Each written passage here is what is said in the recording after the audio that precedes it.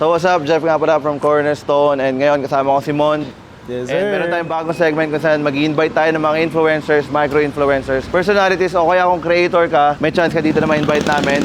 Okay, which is pwede kayo mag-pull out ng product from our warehouse for you to wear or promote kung gusto nyo, dahil nag-reach out naman kami based sa align sa branding namin. So yun yung mga magiging segment natin. So si Mon ng pilot episode natin for today. Tara, pasok tayo sa loob. SG! Bugs! Dito hindi na matanggal sa katawan ko eh. Ramdaman ko na eh. Galing naman. Puto. Ang ganda na ito. Ganda nung napili mong kulay dito. Damn.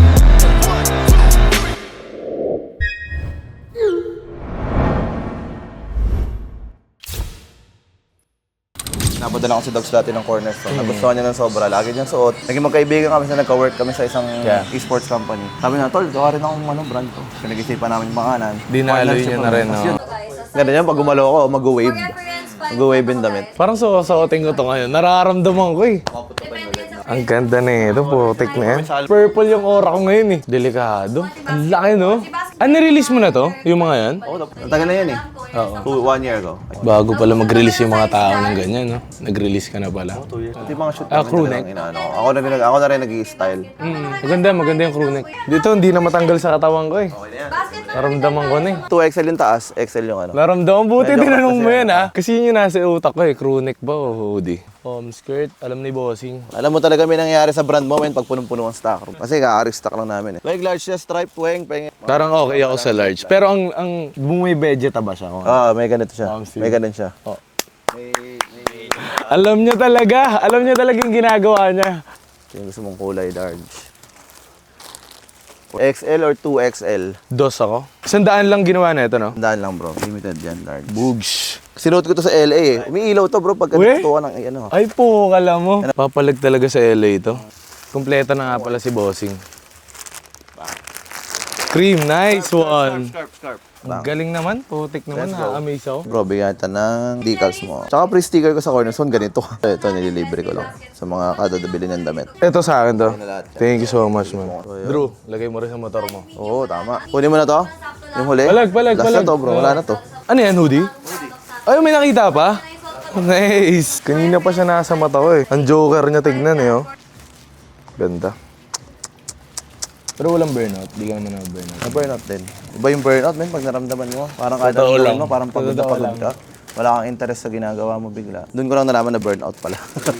Noong 2023 ko kasi siya ginagawa. Tapos syempre wala naman nagre-risk na mag-crop pa nun. Boss, anong ginawa niya? Boss, ginaya na kita, naka-crop na ako. Sabi ko, ayos yan. Tapos nung nabalita siya, alam mo, wala namang nagre-risk na magaganto. Sila Kuya Jong, nag-crop na. Sabi ko rin, okay na rin yan para at least yung mga tao, alam na nila na may...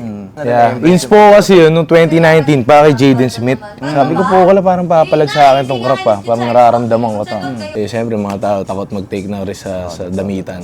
Totoo. Kaya nga yung mga special piece, medyo hirap sila i-embrace ngayon eh. Kasi dito kasi sa atin, sa Pilipinas, masyado nilang binavalue yung sasabihin ng ibang tao kaysa kung ano yung gusto nilang gawin. Kaya parang nalilimitahan sila gawin kung sino sila. Unless makita na nila sa tao na Kaya ngayon, ang init. Naka-long sleeve tayo pareho. Wala tayong pakialam eh, di ba? Kasi kung makikinig tayo, naka-sando shirt tayo ngayon, nag-uusap eh. Basta naman kayang dalhin. Basta kayang dalhin. Kung baka gawin mo yung gusto mo, regardless kung ano sasabihin ng mga tao. So ngayon, nakapili na si Mon ng mga pieces from Cornerstone. So ito lahat ng mga nakuha niya. 3 bags guys. So marami-rami to. So abangan niya siya, susutin niya to. Siya na bahala kung nang gagawin yung video. So bro, paano? Thank you ah. Bossing, thank you so much. Thank you ah. Solid. Man, sobrang click. Abangan niyo yung mga ilalabas pa ng Cornerstone and promise, mind blown kayo. Kung paano ko rin iniisip yung mga damit kung paano ko siya foreman. Wala na, nagawa na nila. Ilang taon na pala. So sa mga hindi pa nakaka-discover ng Cornerstone, baka tulog pa kayo.